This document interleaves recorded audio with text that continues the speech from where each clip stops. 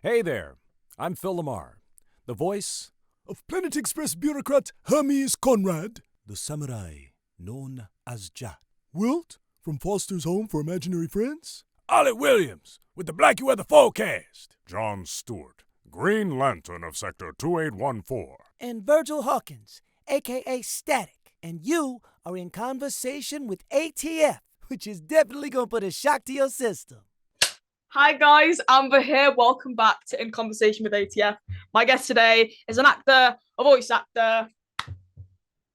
He is the voice of John Stewart, Green Lantern in Justice League and Justice League Unlimited and multiple DC media. Hermes Conrad in Futurama. Woody Daniels in Mr. T. Samurai Jack in Samurai Jack. Virgil Hawkins, aka Static Shock, Daryl in Scooby-Doo Camp Scare, Alpha Bittle in My Little Pony: A New Generation. Okay, forgive me if I pronounce this wrong. I have not seen the show yet. I've just known that you were in The Weekenders. You played Carver Descartes. Is that how you say it? Descartes. Descartes. Sorry, I do apologize. That's not the first time I've mispronounced someone's cartoon name, and I just look back and I just think, oh, I really should have done my research. Hector Concarney in Evil Concarney and The Grim Adventures of Billy and Mandy. Wilt in Foster's Home for Imaginary Friends.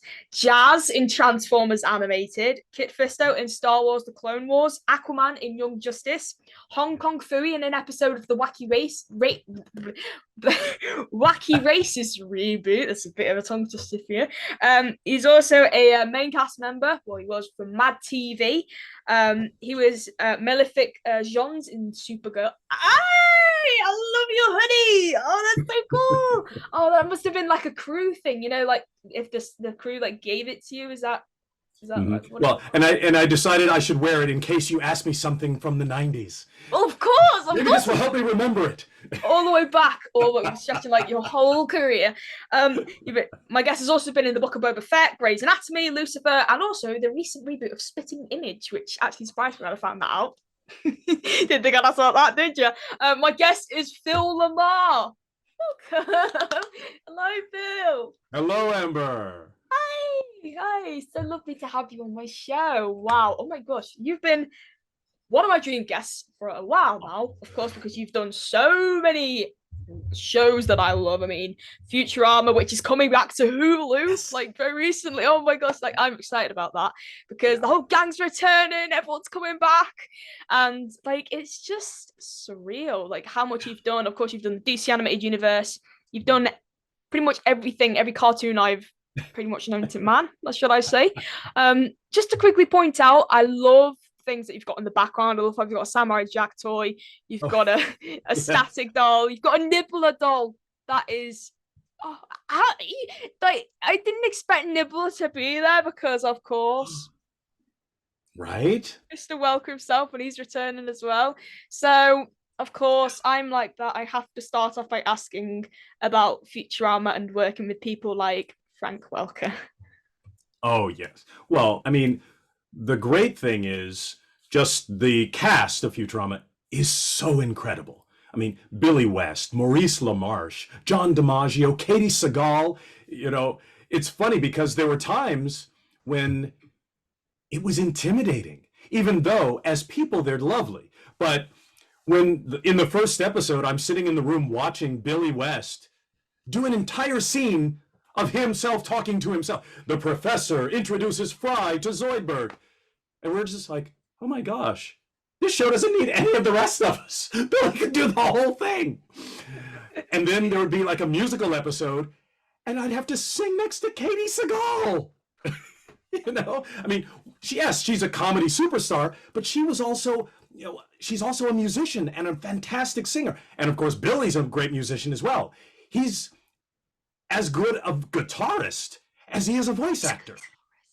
He's a guitarist? Yes. Oh my gosh, right. I'm gonna have to ask her about that because I'm doing an episode of this podcast with him in 2 weeks, so I'm definitely gonna bring that up. Well, I mean, I tried to do one last year with him, but then it ended up failing because basically, I got COVID and I fell ill during the interview, and I was like, Billy, I can't carry on. I'm so sorry. That's the first time I've ever had to cancel an interview whilst I was on it, and I felt so awful about it. So I was like, Billy, we need to come up with a new date. Literally, I will be better, and we can make it even better than last time and stuff like that. Because I wasn't myself. I wasn't that energetic. But next time, I'll be coming back and better than ever, of course. Oh yes. I like to show you, of course, you could see it on my wardrobe, the picture of me and Frank, but well, these are wireless, but it's too much work to just go up and then just take it off and then just show it you. So I've got it on my phone. So basically, just a quick story because I've told this many times to many people, and I know my viewers are probably sick of hearing of it. I met Frank Welker in Edinburgh. Second time in person. Previously, we'd met over video chat a lot of times. We'd become acquainted to each other because I made a documentary on Bill Scott, and I believe I have approached you in the past regarding because you did Mr. T, and I was like, if that was around the time Bill Scott was still around, then maybe they might have crossed paths. I don't know, but that didn't happen. No. So me and Frank worked on that, and then we became really close, and then we finally met in Edinburgh. Wow. There you go. Yes, I consider Frank Welker to voice over what Abraham Lincoln is to U.S. presidents. Oh yeah. Oh, and he's on my phone as well. Wow. My sister got me this phone case for Christmas. Right. He's not the first, but he is arguably the best ever. Yeah. He's the bar. Because, before working with Frank, I had heard urban myths about him. It's like, well, they say that Frank can do the sound of 16 ducks singing happy birthday. It's like, how do you know it's 16? It's like, it sounds, when you hear it, it sounds like 16.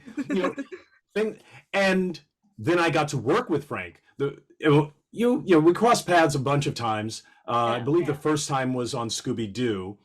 But then on Evil Con Carne, we got to be in the cast together. And that was amazing, because I got to see the urban myths come to life. There was an episode we did where the producer said, oh my gosh, you guys, the cast was me, Frank, Gray Delisle, and Armin Shimmerman. It's like, you guys are so much fun. You're so funny. Why don't we do an episode where you improv it? And so he didn't give us a script. He just gave us scenes to do. And so we were making up all the character lines. Yes. Yeah, I can't remember who posted it. I think it might have been Maxwell. No, it wasn't. Maxwell Adams. Yes, he's so talented. Oh yeah, on Tumblr. He put them on Tumblr, and that's all. Lovely. That's all of you guys together, and then just Gray's hair is just eating Frank. Right.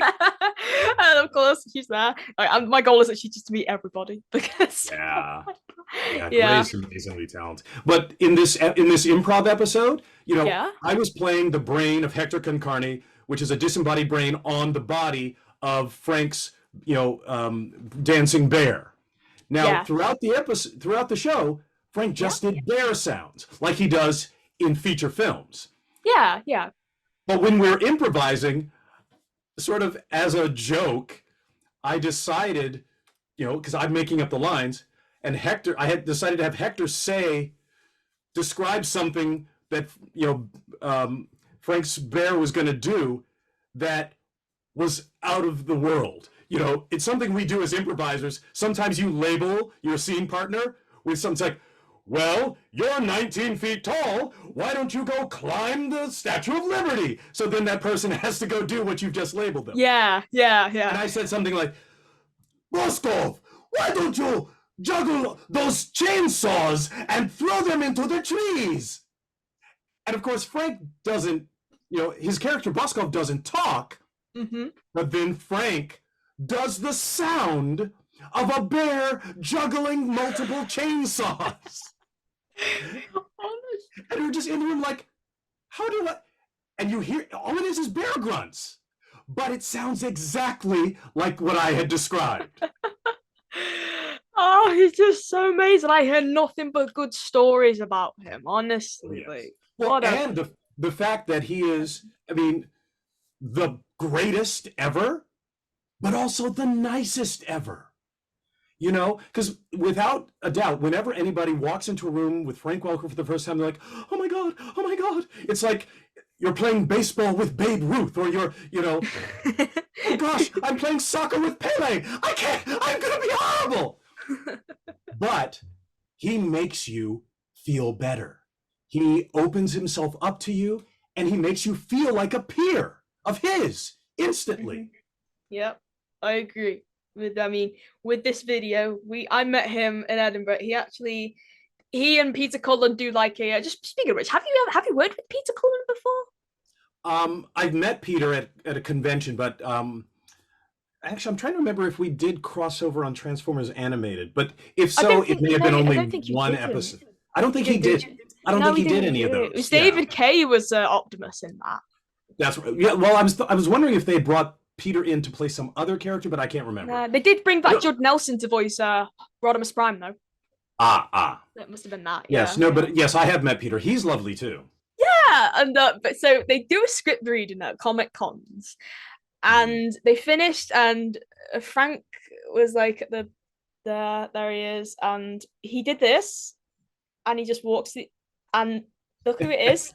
He gave me his script. Oh.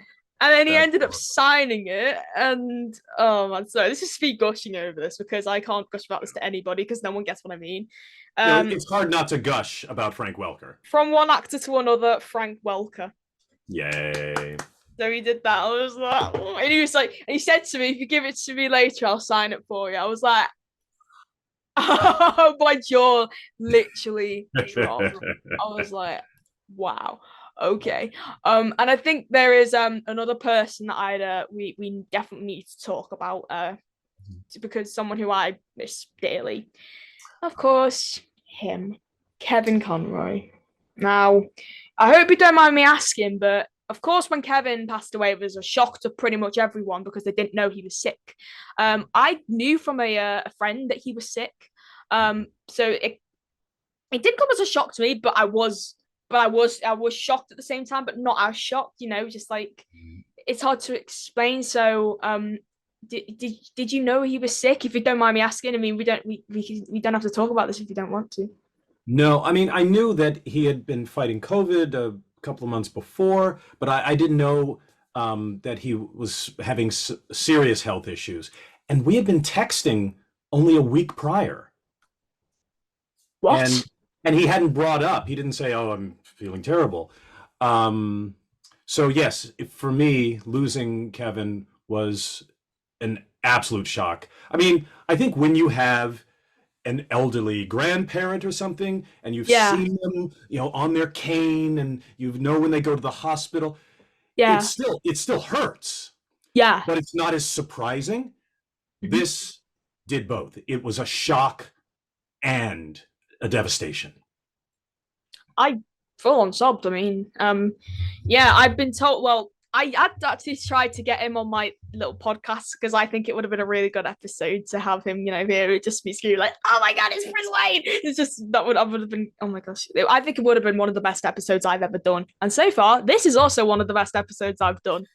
Definitely, like the guests who are the most fun, I get the kick out of. Like, I love it so much. I'm not saying who else is my favorite episodes because I know. I don't want anyone to feel left out, but this one is definitely up there as one of my favorites. Oh my gosh. Amber, are you giving out podcast awards? My best episode ever goes to... My shortest episode was actually 25 minutes, and my longest was an hour and a half. That was actually quite fun, yeah.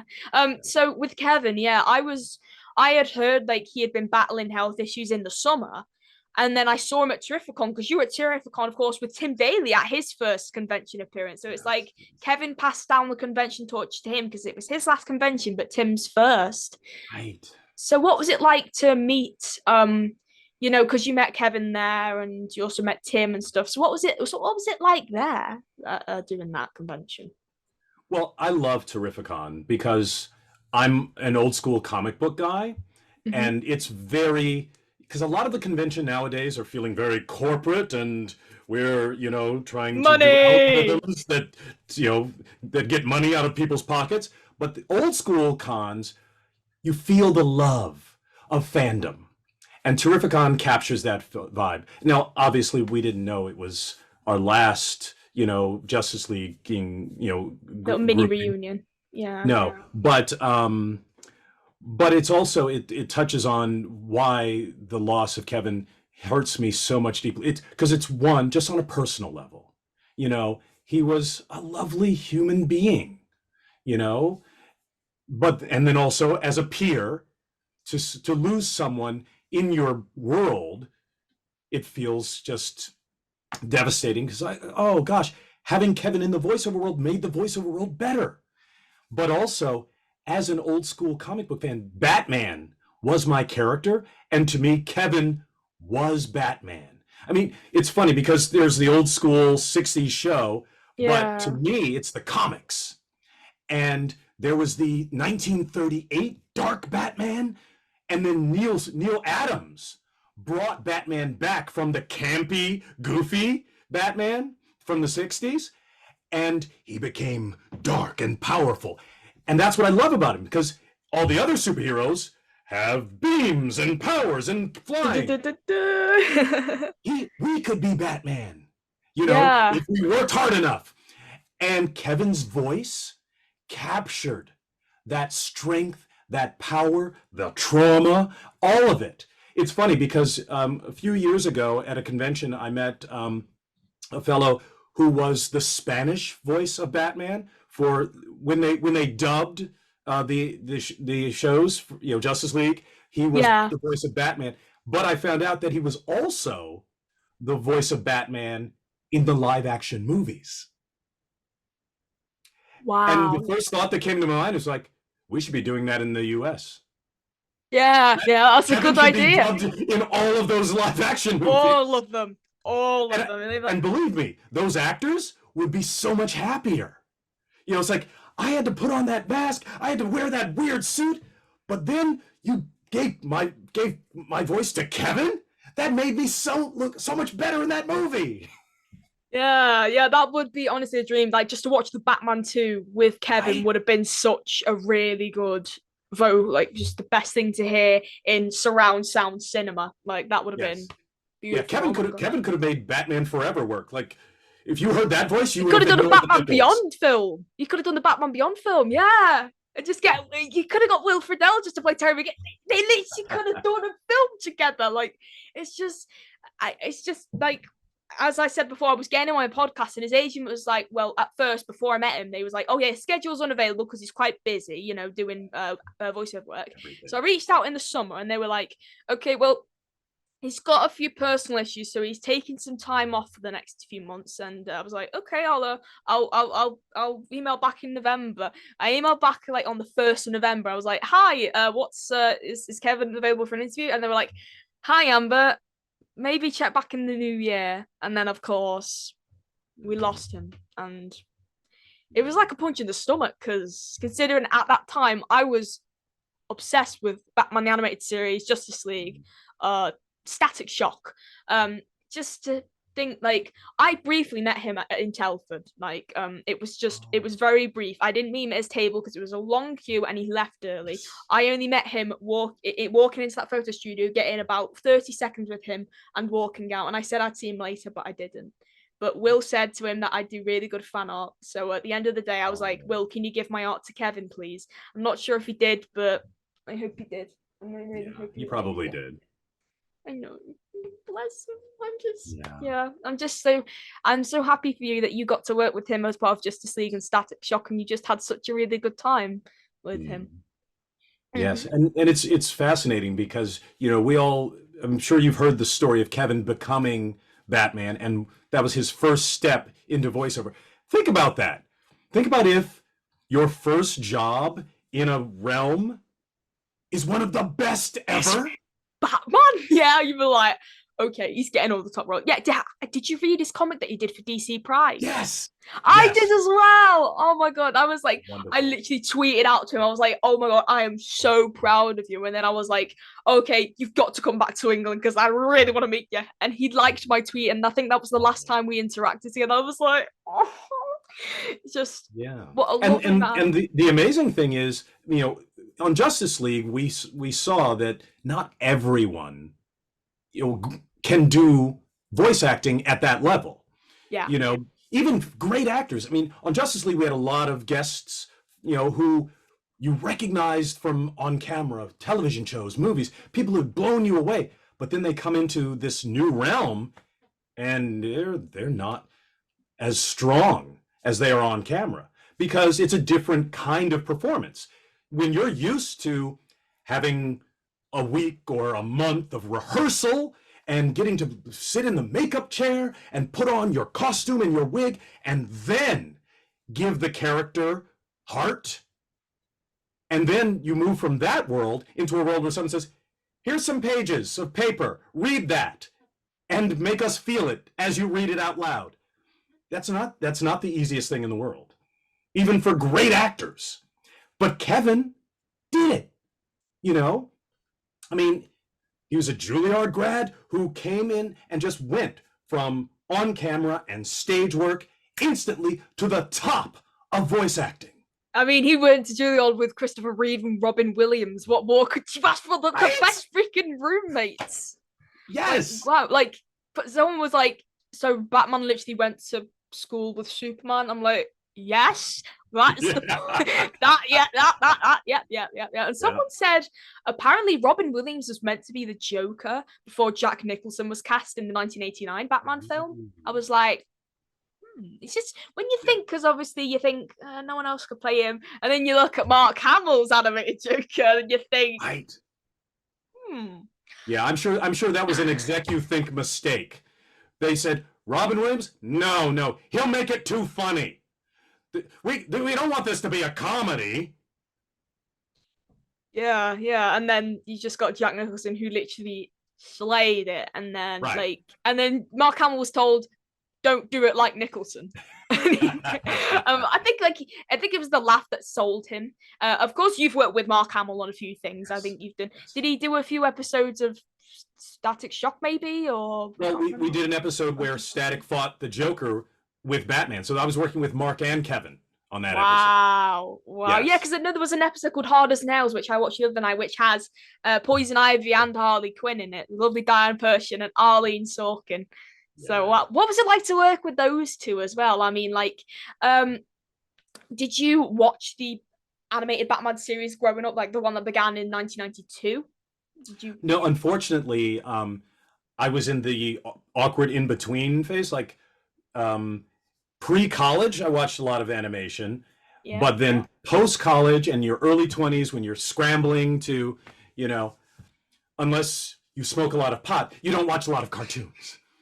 No, not at all. No. back in the 90s. So sadly, even though I'm a huge Batman fan, I missed out on most of Batman the Animated Series when it was first coming out. It wasn't until later, after it had such a huge cultural impact, that it was like, wait, what? There's a cartoon. Because when I was growing up, most of the comic book cartoons were not at a high quality level. No. So when that one first came on, I probably went, yeah, whatever. Because at that time I didn't know animation. I didn't know Bruce Timm. They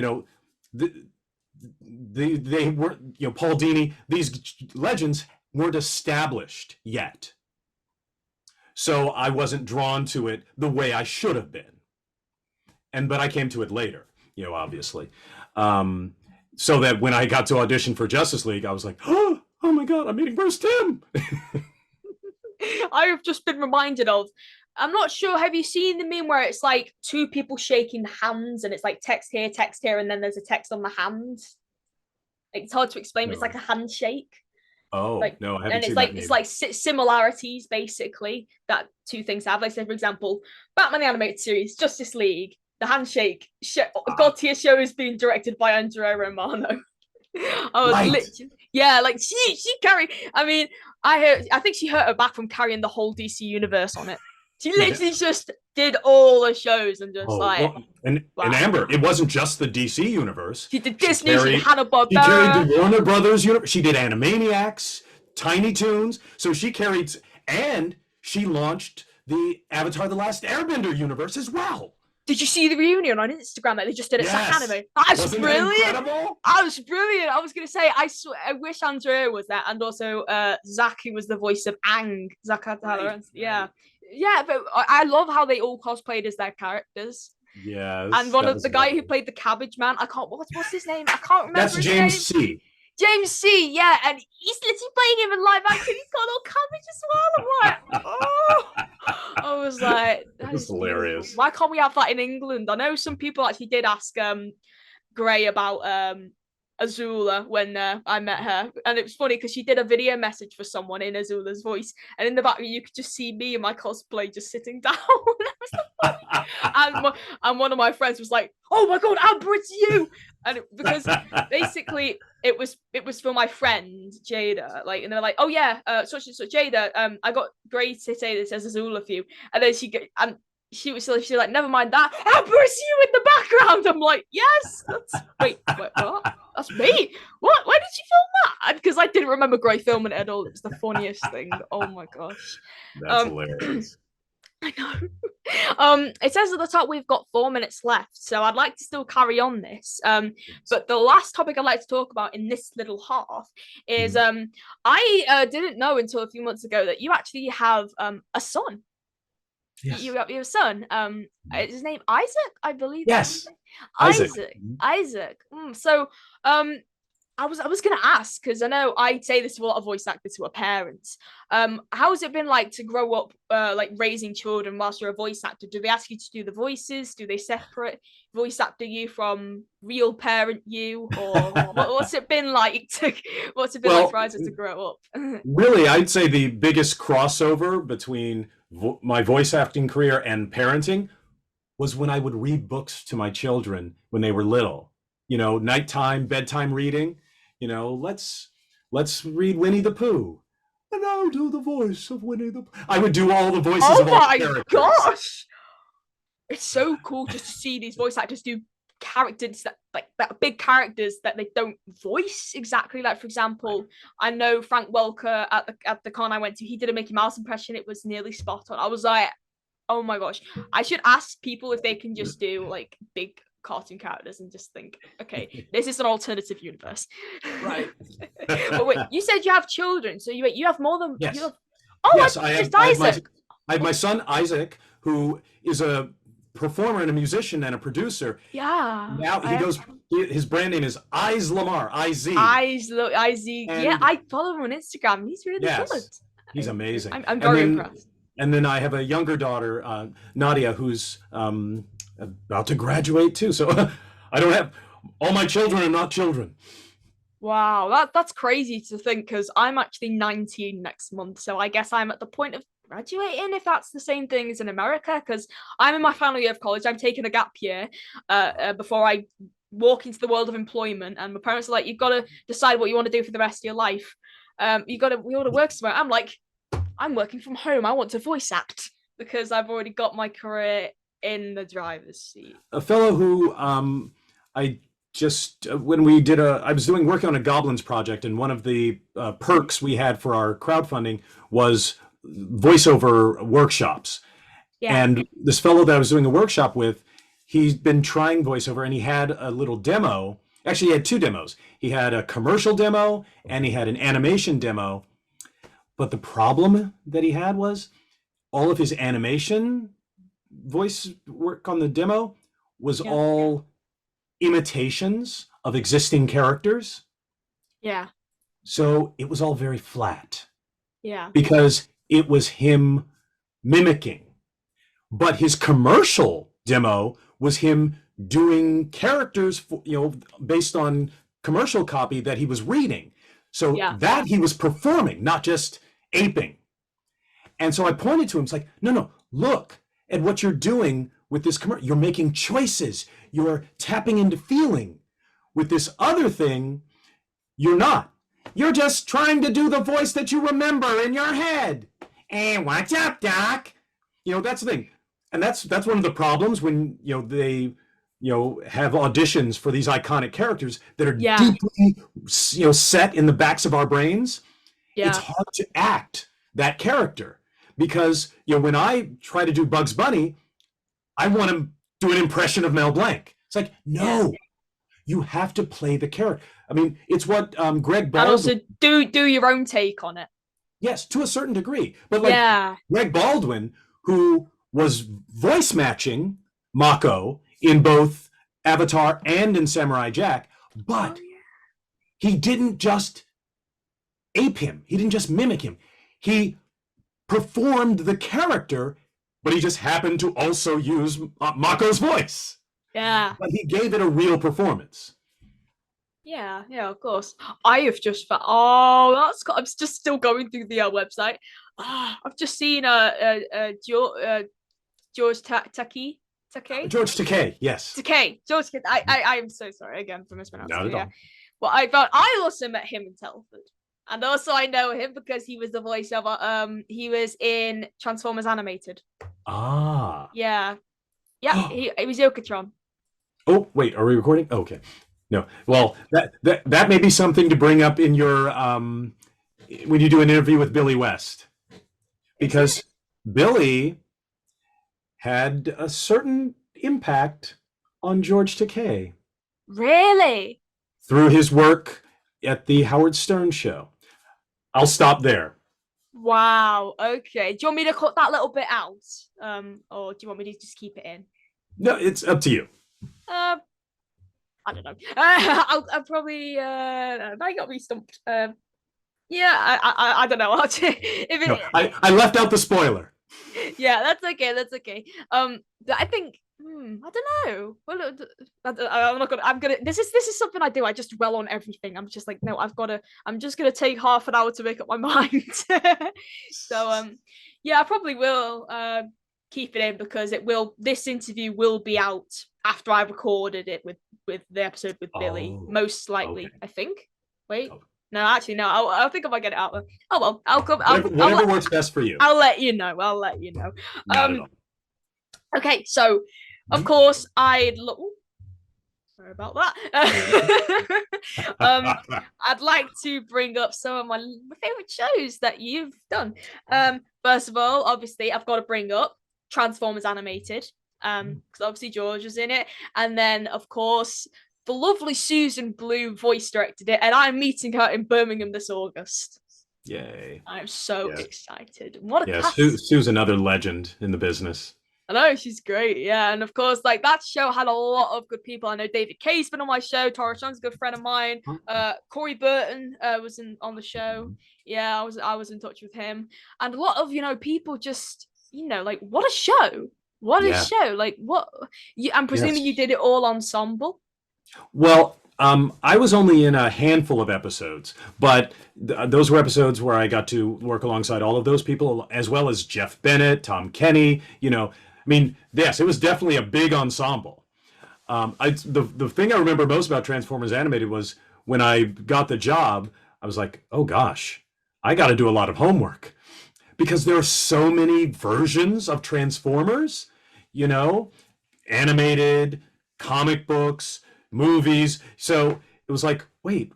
And so you're reading the script and there are all of these references to things like Spark. Oh, what? Okay. So I had to go and like dig in so I could understand the script and it wouldn't sound like I was saying words I don't understand.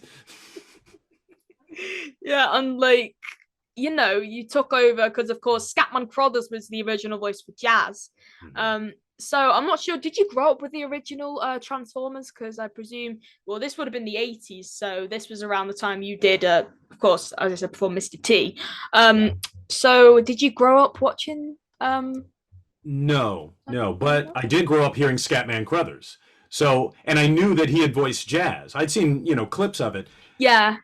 But I remember when I walked in, the first thing they said, like, no, we don't want you to do a Scatman Crothers voice. Like, really?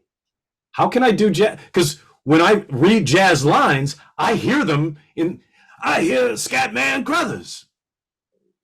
That's all that I can do. Oh my! No.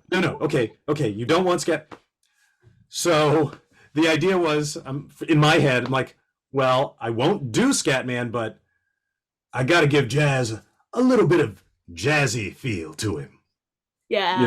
Because that's what Scatman Crothers brought to that character. Even though there was no music, in the show, Yeah. Yeah. when Jazz spoke, you heard jazz music playing in your head just through this man's voice. Because I'm looking at pictures of animated Jazz right now, and just wow, just to think about it, I'm looking. Oh my gosh, because there's a scene with Sari, Sumdak, and Jazz. Oh, just looking back at these just makes me want to be 16 again. When my big Transformers was my biggest obsession, I was like, okay, I love it so much. What was I going to say? I was just about to say something, but it's completely gone out of my head. You have to bear with me 1 second. It's brought. Oh yes. You also did another Scatman Crothers role. You were Hong Kong Phooey in an episode of, let me say it right, the Wacky Races reboot. Yes. There we go. And that was such a joy because they said, no, we want you to do Scatman. It's like, yes! Because that's a cartoon I grew up watching. Hong Kong Phooey, #1 super guy. So that voice and that character was so... If they had said, do Hong Kong Phooey, but don't make him sound like Scatman Crothers, I would have walked out. You can't make, there's no way someone could do their own take on that. You've got to nail it. I'm Hong Kong Phooey. I'm Hong Kong Phooey. People have fan cast Eddie Murphy as Hong Kong Phooey in a live action film. It is on YouTube. There is footage. Apparently, there is footage on YouTube of a Hong Kong Phooey film. Wait, let me have a look. Really? What? Let me have a look. Hong Kong Phooey. Oh, hang on a minute. Eddie Live Murphy. action movie. Well, it was proposed, but it never, came to be. Hong Kong Phooey, #1 super cat. Man, what you doing? I'm a dog, not a cat. Oh my god, that'd be so cool. Okay. I've just paused my ad blocker. For some reason, it's letting me. I don't know whether I'll be claimed, but I don't know. I genuinely can't tell if this was a real thing or not. Now I've got to be careful because I could get claimed for showing this, so I'm not going to play too much. Ooh, right. Because Warner Brothers might get on me. Look, Warner Brothers, I love you. I love you. I love the DC Animated Universe. Please don't attack me. You see that, cat? They love me. I'm this city's #1 super guy. Scatman. Oh, sorry, Amber. I got confused. When you said Eddie Murphy as Hong Kong Phooey, I thought you were talking about a live-action version. And I'm imagining Eddie Murphy as a janitor who secretly is a superhero. I meant live action as in everyone's human, but Hong Kong Phooey CGI. Because they animate, I'm like, oh, what like this? But honestly, that would be really cool. That one made much more sense. It could be Eddie Murphy's fursona. He's a furry. It's just he's in a dog outfit. I would pay.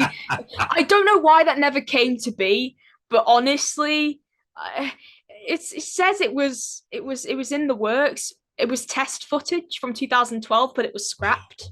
That's so much potential. We were onto something great. Wow. Oh man. Wow. Also, of course, we're going to go back to Static Shock because I had been watching some episodes. The music in it, I love the music in it, the hip hop and stuff, and a lot of the incidental music has vocals. I just love it, and the way it tackled things, of course, as we talked about before, the Jimmy episode, and the what's it? The sons of the father, yes. There's the episode on racism, yes, and my Richie's cat father, playing yeah. up, so just have to there we go, reconnected. Yeah, and the one about Richie's dad being racist. Mm-hmm. It's just this show tackled such serious issues.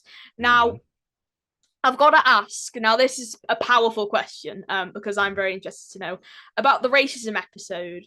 How did that feel to you for this cartoon to be portraying, actually showing actual racism on screen? How did it make you feel when the idea came about?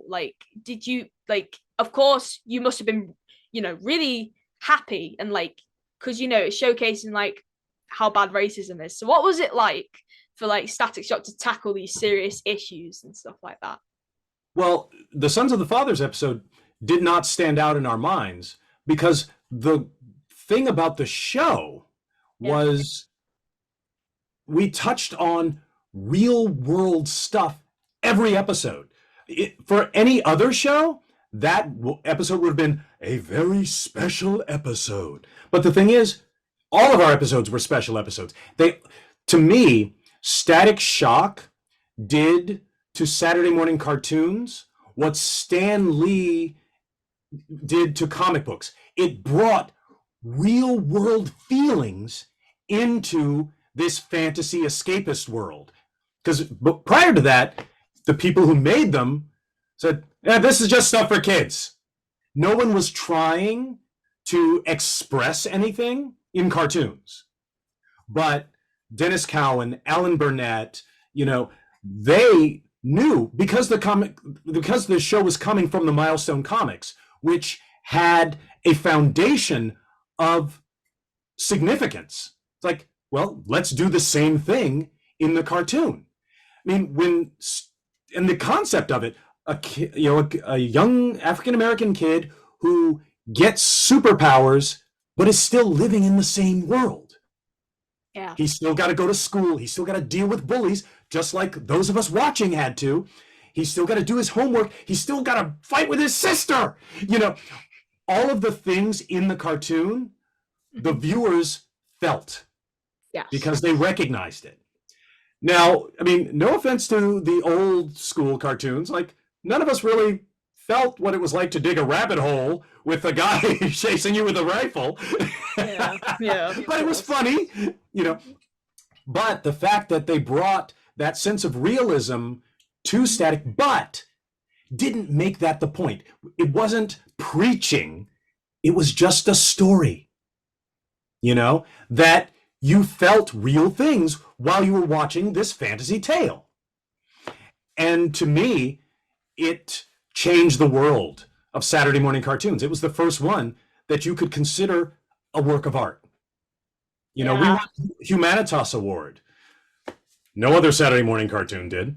You want Emmys, you want everything. Like, it's just so freaking cool. And the fact it wasn't a part of the DC animated universe, like, that shocked me. I was like, okay. Then they did make it a part. I was like, okay, I'm happy now. Yeah. And of course, Dwayne McDuffie worked on it as well. Yes. So yes. It's another fabulous guy. Like, wow, taken far too soon. So did you ever meet him when you were working on a Static Shock? Yes, not at the very beginning. He was still living in Florida when we first started the cartoon, but then eventually he came and moved back to LA and started working on the show. And that was such a joy. I mean, God was such a genius. Yeah. And it was also wonderful to be working with the person who had created the source material. Yeah. I mean, that's so wonderful. I mean, it's like you're doing a Stephen King movie and Stephen King comes to the set. Yay! Oh my God, it's the real Stephen King. Like, right. Well, and also it gives you a sense of validity because there are a lot of adaptations that aren't as good as the source material. And when that happens, the creator of the source material doesn't come by.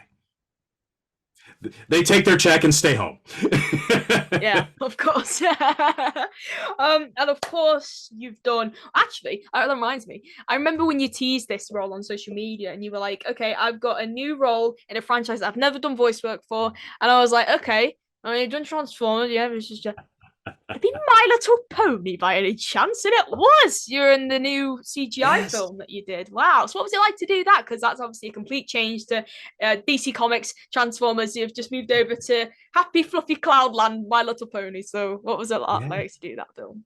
Well, I mean, obviously when you're working on the project, you're not dealing with the fandom, but you know about it. And I thought the Next Generation movie was really, really good. They did such a great job in opening up that world to the fans who knew it and loved it, but also it made it accessible to people who hadn't. When you watch that movie, you're like, oh wow, I get this world. I love this. This is amazing. Even if you haven't been a brony for your whole life. Yeah.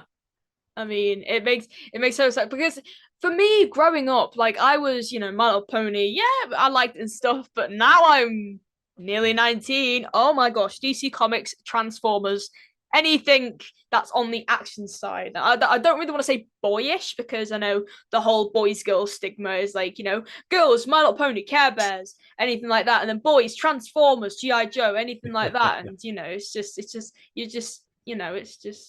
it's hard to explain. I'm obviously not that sort of person who goes into proper detail about these things, but yeah, it's for everybody. Well, and also the thing that, on a personal level made that doubly special was, oh wow, I get to be part of the fandom that my friend created.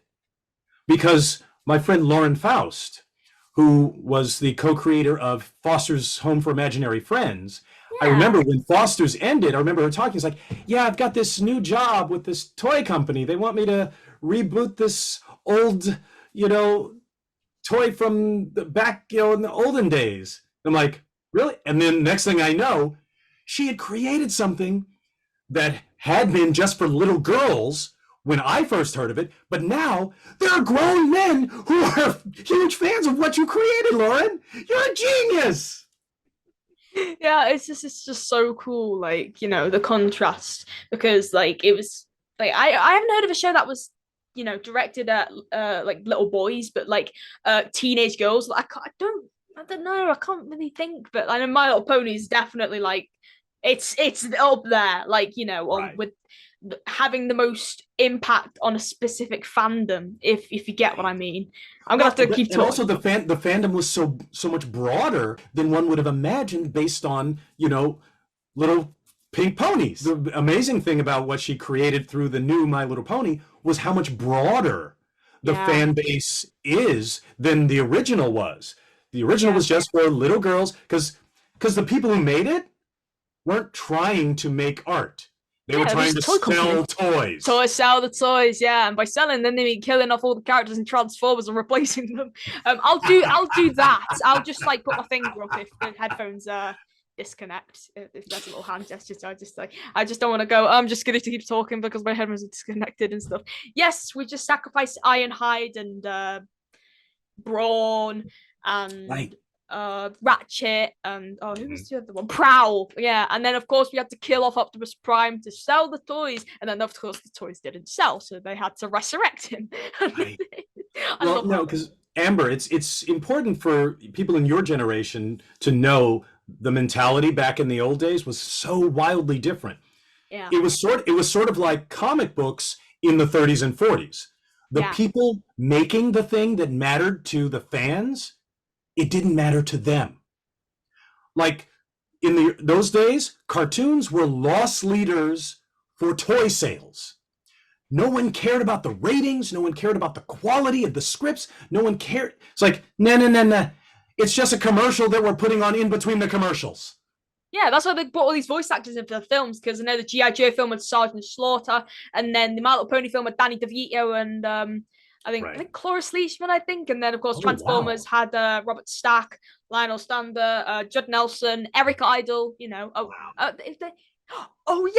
they actually brought in Weird Al Yankovic to voice Wreck-Gar in Transformers Animated. Really? Yes. And because Tom Kenny actually wasn't meant to be recorded on the same day, but because his son is a huge fan, he actually brought his son when he was only 10 years old to meet in Al. I was like, oh. And it's also cool because I'm actually meeting Al next month. I'm going to one of his shows in Manchester for my birthday. So yay! And also he helped me on the Bill Scott documentary. It all links back to Bill Scott. So of course I've got to ask now, did you grow up with any of the Jay Ward shows? So that's like Rocky and Bullwinkle or anything like that, like George of the Jungle. Yes, all of those shows. Rocky and Bullwinkle, George of the Jungle, all of those shows were the shows those were my cartoons. Sitting there with a bowl of cereal on my lap, looking at. But the crazy thing was, back in those days, you didn't know who made the voices. Because there was no internet. All you knew were the characters. And so yes, they're like I was talking about Hong Kong Phooey. All those voices, those images are so deep in my childhood brain. Yes, and the fact that you were doing that Bill Scott documentary is so wonderful. I remember actually during an episode of Mr. T, one episode I remember they had guest stars. Because usually it was just all of us kids and Mr. T himself. no, he was never in our recording session, sadly. Was he not? I've never met him to this day. Wow. But just Takaya, who was playing our our driver, our chaperone, but then one day they had a bunch of adults walk in, and it was June Foray and Paul Winchell and the voice of Fred Flintstone at the time, Henry Corden. yes. And it was incredible because they walk in the room and they're chatting, and I'm like, oh my God, these guys all talk in stereo. They don't have normal human voices. But it was because I had been hearing their voices all through my childhood. You know? And so you hear these guys talking, I'm talking to you. Yeah, well, I'm talking this, it's like, That was so freaking cool. Oh it was my so God. wild. Wow. I didn't even know And June that. was the best dressed woman in the whole building. Wow, that's so cool. I mean, that Bill Scott documentary I did was 2 hours long, and I'm making a part 2. There's not enough. There wasn't enough to get it all in. So I'm doing another part just to, just things. I might sample some of this podcast interview for that, if that's okay. It won't be too much, absolutely. because I've got, I've got to squeeze everything in, because I mean, the first part had people like Corey Burt and Tara Strong. Billy West was in it. Weird Al Yankovic was in it. Frank contributed a bit to it. Wow. Yeah, that's what I know, Al, because we did a Zoom chat together, and I spoke to him about Bill Scott. And what I didn't know is that when he did his cover of the George of the Jungle theme, he didn't reuse the screams, like the yells from it. They actually brought in Bill to re-record them, and they actually met. No! And I was like, what? Because I Wow. didn't know this, and he was like, oh no, I actually met Bill. You're like, what? No, you've got to tell me now. You've got to tell me. And he's like, oh yeah, I brought him in. He did the yells and stuff. And he's like, we could have just done the audio. We could have just used the original tracks, but no, I brought in Bill. He did the tracks, and he was just so lovely. And it's just to meet someone who was a part of our childhood. I was like, oh my God. Yes. Well, because and there's something about meeting someone, because the person is someone you've never known, but their voice is something you've known. I remember the first time I did an episode of Scooby-Doo. Yeah. I was just doing a guest voice, but they had, most of the cast. Casey Kasem was still doing Shaggy. Frank was still doing Fred. Or was he? I think that might have been when he started doing Scooby as well. Yeah, he did start doing What's New Scooby-Doo, and then that's 2002, and then like all the specials and stuff. Yeah, yes, it might have been around there. But I remember walking into the recording studio, and then Casey goes up to his microphone, and they say, Casey, can you just give us a couple of lines for a volume level? And he starts doing the Shaggy voice, and I felt the hair on the back of my neck stand up. And I felt myself shrinking down to a 6-year-old in front of a TV. Aww. Because that voice existed in my head, but now it was there in front of me. Yeah, that's literally what I'm like when I meet all these voice actors, because I'm just so used to watching them on my phone, on my computer, because there's no cartoons on TV anymore. So you just seeing them in person, and you're just thinking, are they the real person? They're just getting someone to play them at this convention, just so the real person doesn't have to come. But no, you actually meet them, and I'm just looking at all these people in my wardrobe, and just seeing them, and you just think, oh my God, it's actually you. That yes. this isn't a dream or anything, and you're just like, oh. Right. And hearing, I'm really gonna have to get voice, sorted out, because I'm not sure if it's because like these haven't had enough charge or anything, but I did try to charge them for as long as I could before this interview, but it was obviously not worked, and I don't know. Have they connected? Wait. Can you hear me? Yeah, there we go. Yeah, and it's just because meeting Frank and Kevin, I was like, okay, hello, are you real? Yes, you are real. Okay. right. So I was like, it was really great. That was actually going to be another question of mine. Have you ever been so starstruck meeting somebody during a recording session? Well, there was that Casey Kasem event, and I'm trying to think because there are times when I think in a studio on a job, there are times when I'm just like, oh my God, I'm so amazed and impressed. But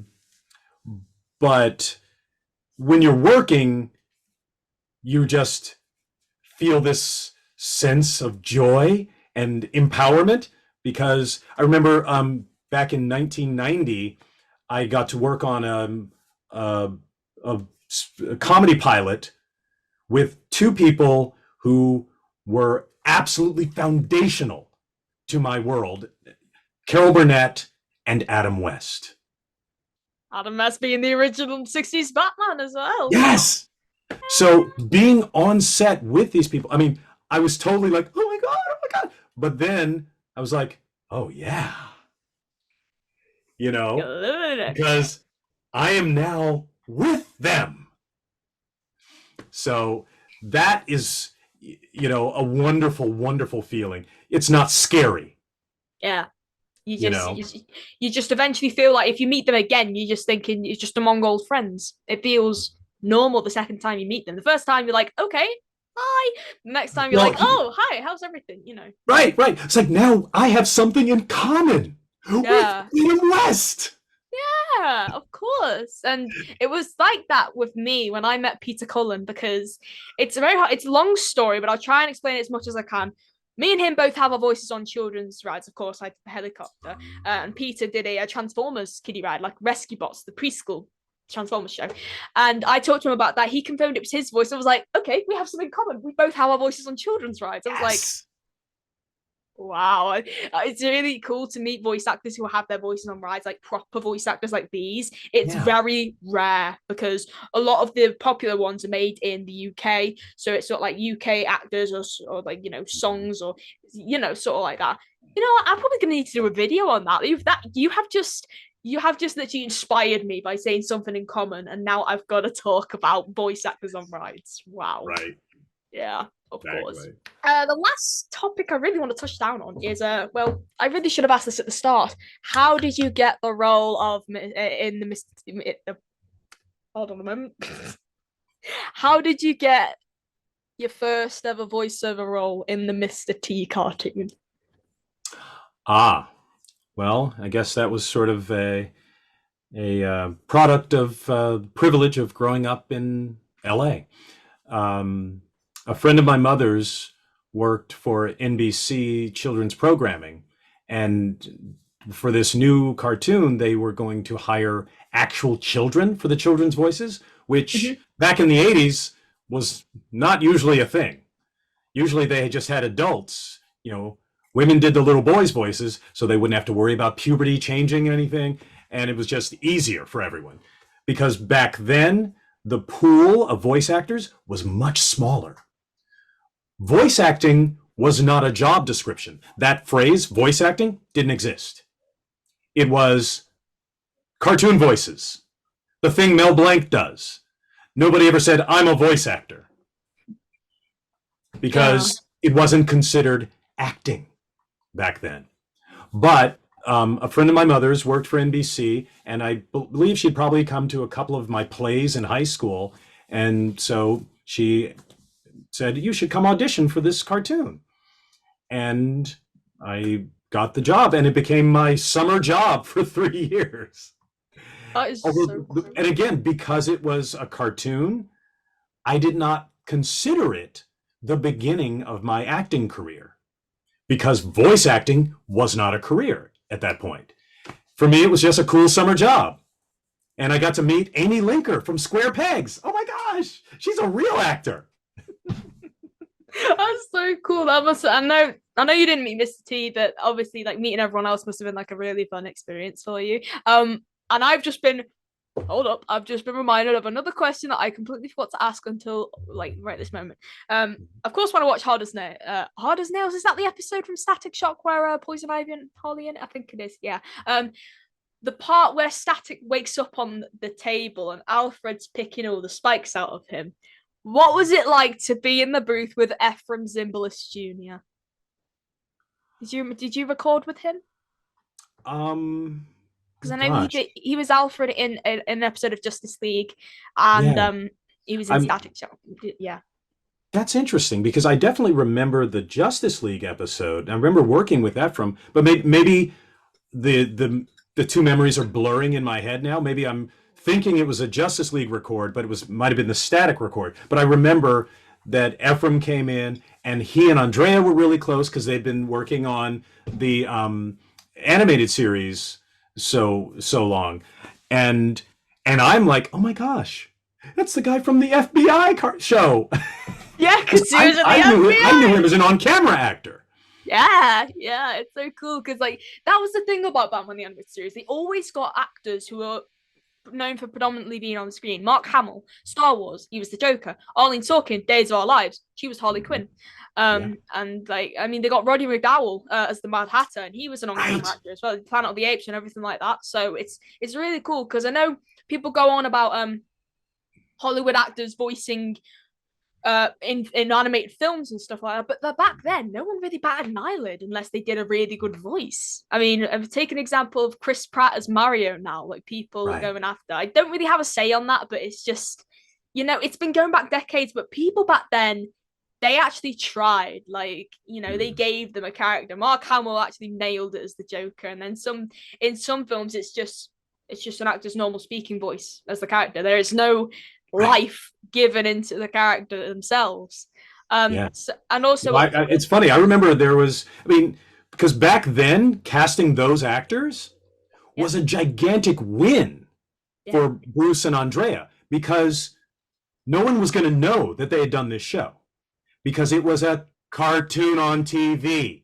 It wasn't like they were going to say on the coming up an episode of Batman the Animated Series with, you know, Mark Hamill. Mark Hamill. No, but it was the quality of that show is what got them actors of that quality. And that's why they brought them in. Is it wasn't, you know, because nowadays, you know, you see a lot of, you know, feature animation films with big star names. You know, they're doing that for marketing purposes, not for quality purposes. But back then, it was about quality. We think, you know, this actor is going to be great doing this part. And also, they also knew that because like I was saying before, some on-camera actors couldn't make the transition. I remember one actor we had as a guest on Justice League, someone who had been nominated for an Oscar. He's doing lines, and Andrea goes, okay, all right, that's great, but try it again without the accent. Accent? What accent? He was not used to being conscious. He was used to being conscious of how he looked, not how he sounded. You know? So he wasn't even thinking about his voice. He was just reading the words. That reminds me, apparently there was an episode of Batman the Animated Series where there was an actor they struggled to record with, and Andrea kept Kevin after the session. He's like, okay, I'm going to need you to stay after because we've brought in someone else to revoice this character. I don't know who it was or what character it was. I still can't find out to this day, but it reminds me, when Mask of the Phantasm was put in cinemas, Kevin Conroy was given top billing over Mark Hamill, Dana Delaney. Wow. You know, like Stacey Keach, just like that, and also and back then that was otherworldly, for them to do, but they were committed to. They were in the future. They knew better. No, because they were committed to the art. This artist, you know, collaborated with us to make this great. We want his name up there, and I bet you someone at the studio was like, "What? No, he's not going to be on Entertainment Tonight." It's like, no, we insist. All right, fine. Yeah, and of course with the Scooby-Doo Scoob film that came out in 2020, when they replaced all the actors apart from Frank Welker as Scooby-Doo, well, they replaced him as Fred. But of course he wasn't given top billing. He was put last on, like, if they did a post and they have all the names, it would say, and Frank Welker. he would be given the and credit. He wouldn't be Right, up there with right. everybody else. Which is crazy. Yeah, I know. And it reminds me also with the Hotel Transylvania films. Now, this is one I always bring up to people. Adam Sandler obviously voiced Dracula. In the credits, he was given top billing. But when Brian Hull took over for the latest film, Brian Hull is voice actor, he was put fifth in the credits underneath all the other main stars. Like, he was the last of the main stars to be listed. So it is about how big marketing, yeah. And this is on the credits. Like, no, some people stay for the credits. I mean, I stayed for the credits because I always like to look who's done the additional voices or the ADR and see if I recognize anyone. So that's what I'm like. I will do that for the new Mario movie that's coming out because I know a lot of people. I know Eric Bowser's in it, Carrie Patrion's in it, Jessica DiCicco. That's right. Sorry, they're all in it. So I'm obviously gonna just see who's in the credits. But yeah, I just find it just interesting, but like not in the sort of interesting way you think. I just find it peculiar. I don't know, but it happens. I was just gonna say, have you had any experience with the whole marketing thing, top billing or work? Well, I mean, you've said before about working on Justice League, but have you worked with like a Hollywood actor who was not used to doing voice work, is only used to specifically working on camera? Well, I mean, if I've said it in the correct sense, we like I said in Justice League, we had a lot of on-camera actors, brought in, and most of them were really good. And I credit that to the choice of Andrea, but also to Andrea's ability. She could get, because you saw when somebody came in, like, oh wow, this person has blown me away on screens before, but they don't seem comfortable. They are not really doing that great. But she was able to guide them into giving a performance on the same level that they did on camera. But I don't know that every other voice director could have. They would have had to replace them. Yeah, of course. So pretty much my final question to you for this interview. We could do a part 2 in the future. I don't know, but maybe. Now, of course, people would ask questions like, who's your favorite character you've done, or who's your favorite person you've worked with? But I always ask the unique questions. So I'd like to end it off with a few quick fire questions that I usually like to do with everybody. And it's usually the same ones. All right. What's your favorite color? I told you it'd be quick fire. Actually, I think it used to be blue, but I don't think I have a favorite color anymore. Interesting. It's for me it's all situational. All of them. Is it a bright sunny day? What am I wearing? Where am I going? Yeah. If I'm going to a Dodger game, I'm not wearing red. What's your favorite pizza topping? What would you put on your pizza? Like, if you do eat pizza, that is. Sausage. Good choice. I didn't say good idea. I was like, oh yeah, like it doesn't exist. It does exist. I'm sorry. Right. I actually asked this at a panel once, and like my parents were like, why would you ask that? I'm like, well, I'm obviously not going to ask obvious questions, okay? So I went to Nolan North's panel and I asked this, so I'm going to ask you the same thing. Do you put milk before the cereal or cereal before the milk? Cereal first, milk second. Yes, everyone does that. I'm like, I said, no one's ever said milk before cereal, and if they do, they will never be allowed on this podcast ever. Okay, I didn't say anything. Yeah, so I asked it. Now you're gonna make me think about it. It's like, well, because the problem is, if you put the milk, then you know exactly how much cereal you need. Yeah, but then like if you put the cereal in first, and then you pour the milk, and then you just like. And then it just starts getting bigger, so it's like making a little science experiment, isn't it? Yeah. Right. Well, that's what I think. Yeah. So I asked Nolan that, and then everyone else was asking about Uncharted, Nathan Drake working with Tom Holland, working on Batman Arkham. I was like, do you put the cereal before the milk or the milk? Well, that's not the first time I've done that. When I went to obviously Frank and Peter's panel, everyone was asking Frank about Transformers, Scooby-Doo. I know someone asked about Nibbler in Futurama, but I asked about him when he worked with Elvis Presley. Yes. On The Trouble with Girls, yes. And exactly. He was like, oh, love the question. He was like, and it was actually my dad's question. I asked it on his behalf because I couldn't think of anything. And now, thinking back, Yeah. I could have asked something else, like something more unique. I think I would have asked definitely either Futurama or like something that he did in the 80s that was really obscure. Like I love to bring up obscure things that people have done. I mean, sometimes they don't Well, even recognize them. right. It's better to bring up something obscure that's obscure to the fandom, but not obscure to the person.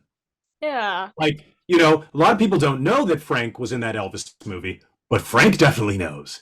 Because Yeah. that's something you want. You want to have them go, "Oh, thank you for asking that." Yeah. As opposed to, "Oh, yeah, well, no." Yeah. Also, so I couldn't resist. I've got to ask these little questions now. I've got to have they just keep flying into my head. Of course, I've got to point out that of course, Mad TV. I didn't mention that because obviously you've got it in your hoodie and you've done impressions of a lot of celebrities, including like Chris Rock and stuff. And then I just realized you did a Madagascar video game where you voiced Marty, who was voiced by Chris Rock. Yep. So that is so cool. Like you're becoming all of these people, and that's just not the only show that you did impressions on. Well, I mean, what was it like doing Mad TV? Because I know there was a lot of people on it who also did voiceover as well. Well, it's interesting because I started doing improvisational comedy in college, and then after college, came back home to LA, and I started working with a theater group called the Groundlings, where Lorraine Newman, Paul Rubens, Will Ferrell, all came out of there. And I did it for the improv. I love doing improv, but they also write sketches, and they're very character based. So I began to do a lot of characters there at the Groundlings, and that led me to Mad TV because it was a sketch comedy show. Yeah. And now it's interesting on two levels. Mad TV, I believe, laid the groundwork for my voiceover career. One, because we did animation on the show. We did claymation pieces. And so they had the actors in the cast, since they were already paying us for the episodes, they had us voice the little bits of animation. So I got to do some time behind the mic, but also sketch comedy where you're jumping from character to character, and you because you've got to commit. Sure, you have the full costume and you get to rehearse and everything, but the idea that in a show you're doing 7 different characters, that's sort of similar to animation. Because the cartoon, they get 3 voices for that, one union scale pay. So the ability to bring multiple characters to life in one little scenario, one setting, is the same skill set. So Mad TV, I feel like, as well as the Groundlings, helped me, and as well as improvisation, where you have to make a choice and commit to it right away, instantly. And with voiceover, you're given a piece of paper and you've got to read it, know what the character is, talk to the creator, and make a choice and commit vocally. So all of those things work together, I think, to help me do well in voice acting. And when I actually actively began to pursue voice acting, it all clicked. Like, oh wow, I'm good at this. Yeah, same as me, because like I was inspired by not just voiceover people, but also like on-camera actors, like British people who had done voiceover and stuff like that. So it is a sort of similar situation. Of course, I've got to round this off with something British. Spitting Image, of course, something obscure that some people might not know that you did with Billy West. Because Spitting Image was originally British. It was like a sketch show. It was like over-exaggerated puppets of famous figures at the time, and they recently brought it back a few years ago. And I was surprised to see even the credits, because I was like, "What? Wait, Phil and Billy are in this?" I was like, "Yeah, what?" I was like, "So what was it like doing that? Had you ever seen the original Spitting Image? Like, what was it like to work on it?" It was wonderful, because I was familiar with the original Spitting Image and was like, oh my God, this is live action satirical cartoons. because they would Yeah. always, all of the puppets were just, just the most unflattering, versions of famous people. And the fact that they were coming back, and John DiMaggio and Deborah Wilson were also doing voices on this new version of Spitting Image. And I think part of the reason we were included, it's still British. I think the only way people in the US could see it was on BBC America. Yeah, because it was on BritBox in the UK. Oh, BritBox, Like, that's what it online. was, BritBox, yes. Wait, is BritBox America? I never knew that. I don't know. I'm not sure. But I think there were some writers who had worked on Futurama who were writing for Spitting Image. And maybe it was because there was so much craziness going on in America that the producer said, "Oh, we're definitely going to need somebody to do Trump," and to write parodies of these American celebrities. So I think maybe that's part of it. They brought in American writers with the British writers and producers, and so they said, "Well, let's bring in some of the American actors too." You know. Yeah, I can't remember who did the original. I think it was mainly British celebrities who did the original. But yeah, I'm having a look. Yeah, it was basically all British celebrities, and it was broadcast on ITV and stuff like that. Yeah, because I know they did an American dub in the 80s. I can't remember. I only know because I only know because I saw someone mention Corey Burton with it, and yeah, it was just there. So whilst I try and find the credits for that, I would also like to obviously, properly round it off by saying, Phil, thank you so much for being on my podcast. Thank you for having me, Amber. You're welcome. So, Phil, where can we find you on social media? What's your social media handles? Is there anything you'd like to promote? Maybe goblins or anything like that? What is there anything really? This is your little area to promote anything that you've got. Well, on social media, I'm at Phil Lamar, PhilLlamarr. 2 L's in the middle, 2 R's on the end, and that's on Instagram, TikTok, and I was on Hive, but then it sort of shut down. I used to be on the other one, but it got a little too musky for me. Now, as far as promotion, the biggest thing I want to promote is we've got a new season of Futurama. Yeah. So, hopefully everybody watching this will go and sign up for Hulu. If we get any new subscribers, then we're going to get more seasons. But there's just one problem. We don't have Hulu in the UK. Oh no! I know, that's a lot. I know I can't even watch the new Animaniacs because we don't even have Hulu. Like, I'm having to see if anyone's posting clips online because piracy. Yes, yeah, I forget I said that. So yeah, just people sending me the full episode. Yeah, yeah. So how am I gonna watch it? Like, I feel bad for watching uploads that people have put. It's okay. It's not your fault. It's the people at Hulu forgetting that England exists. Netflix is international, but Hulu is not, correct? Yes, and HBO Max is not international. HBO Max, they do all the new DC comics and stuff like that. But yeah. Also, I wanted to I'll be cheering you on. Oh yeah. There's I don't know if these are available. There's a show on Cartoon Network called Craig of the Creek. Oh yes.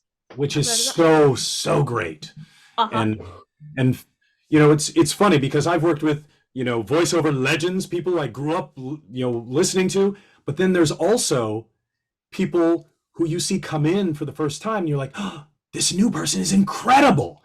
People like Eric Bauza, Kari Waldron, and yes, Kari, yes, she's and the lead on Craig of the Creek, Philip Solomon. I remember going into that first episode. Here's a teenager, and this kid was as good as people I'd worked with for 20 years. I'm like, how is he able to do that at that age? I was just doing plays in the auditorium. Yeah, it is honestly amazing. Yeah, has And there's another show that you actually might be able to watch. Yeah. It's an animated show on Netflix Uh-huh. called Dragon Age Absolution, based on the video game series Dragon Age. Uh-huh. And it's amazing. It's so wonderful.